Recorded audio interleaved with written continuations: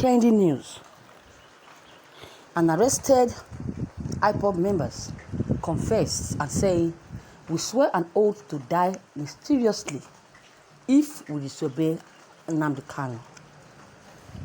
Recently, operatives of the Force Intelligence Response Team (IRT) raided a hideout of the proscribed indigenous people of Biafra (IPOB) at the Federal Capital Territory (FCT) Abuja, where members of the group were caught donating money they said would be sent to their supreme leader, Nnamdi Kanu, to fund activities of the group in the southern part of the country. Sources disclosed that the suspects were caught distributing money for the activities of the group, and they were accused of recruiting some of the dismissed soldiers who trained the Southern Security Network (ESN) fighters in the southeast, and the police operative. They recovered receipts and evidence of oaths they were made to swear to be loyal to their supreme leader, Nnamdi Kanu. They said that they were convinced that the state of Biafra could be achieved through a referendum, and they joined his group and started donating money to its cause.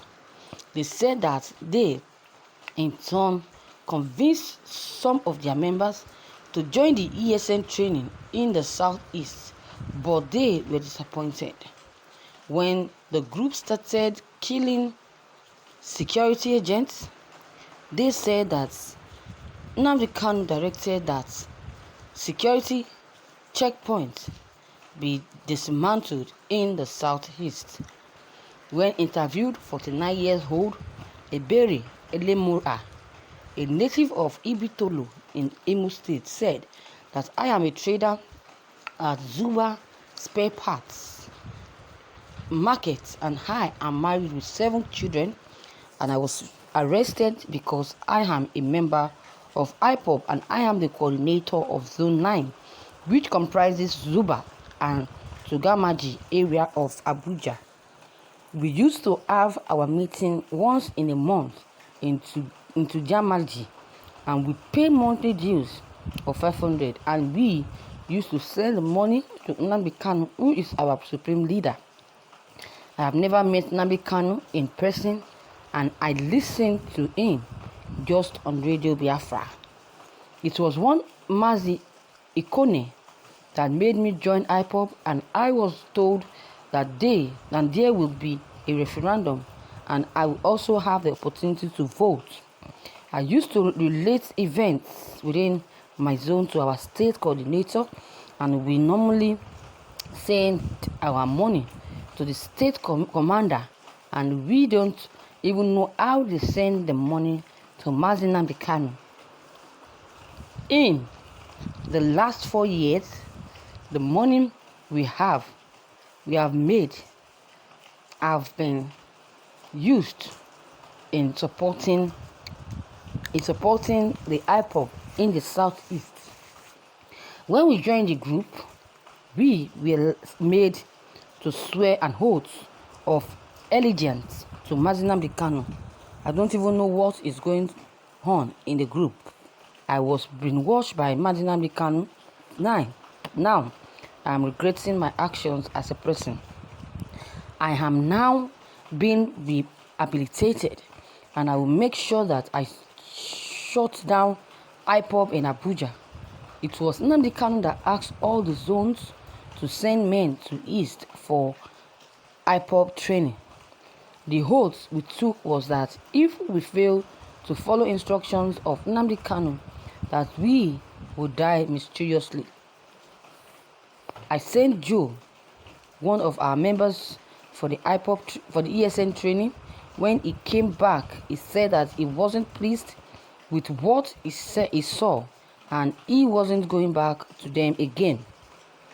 I was angry that the Imo State prison was broken, and the policemen are being killed by fighters who sponsored their training. Vincent Kalu, another suspect, said that I am from Oafia area of Abia State. I am married with a kid. I reside in Tugamaji area of Abuja. It was the use of Android phone that got me into this mess. I joined IPOB because they said that the state of Biafra would be created through a referendum, but I do not know that I was being deceived. I don't support the killing in the southeast, but only just remained in the group as we were holding meetings.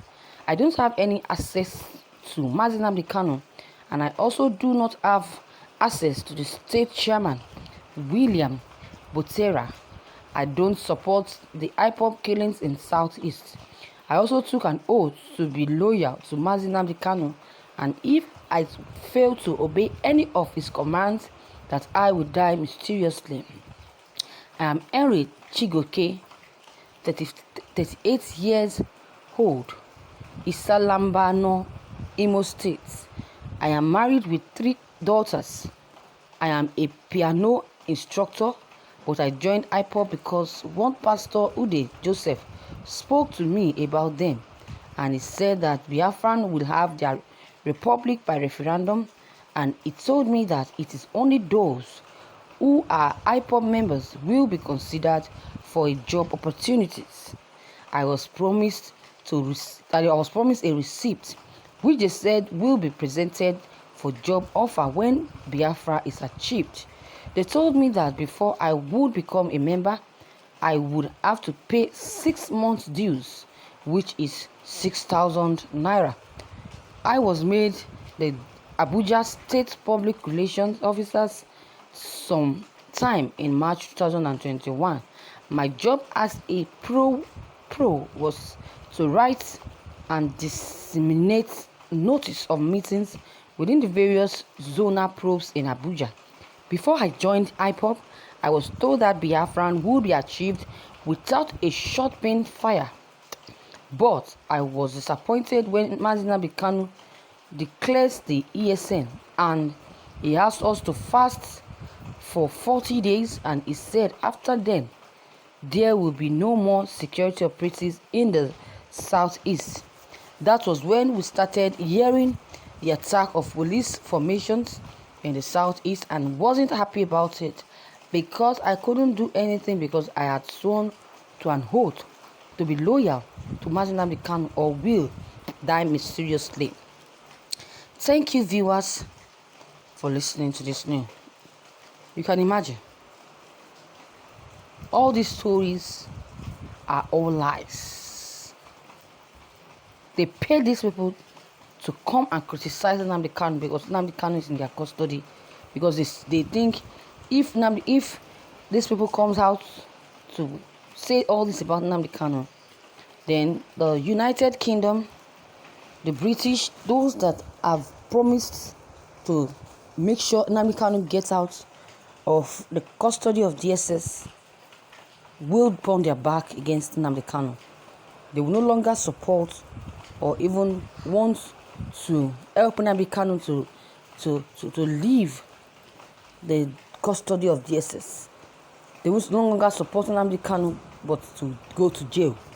That's why they are sending these people to say all of this about Nnamdi Kanu, so that the other countries, the countries that are supporting Biafran Republic will no longer support Biafra or support Nnamdi Kanu. We forget Nnamdi Kanu in the custody until he goes to jail. You can imagine. So these people are being bribed to say all of this about Nnamdi Kanu. It's very obvious. You can imagine. This one, they don't look like Igbos at all. They don't look like Biafran members. You can imagine. This is a fake story from Amajiri, a fake story from Aboki, a fake story from Jagaweed. They will never succeed. As far as I'm concerned, these people are not Northerners. They are not Igbos. They are not any officials or members of ESN. Never. You can imagine. Bandits and Fulani herdsmen are never arrested. They have never been arrested. And they don't confess to security agents at all. You can imagine. You can imagine this. But see, it shows that these people are not northern. Okay, you said they take an oath that if they refuse to obey Mazi Nnamdi Kanu, they will die mysteriously. So now that they have confessed, is the confession not part of their deaths? Okay, did anything happen to them?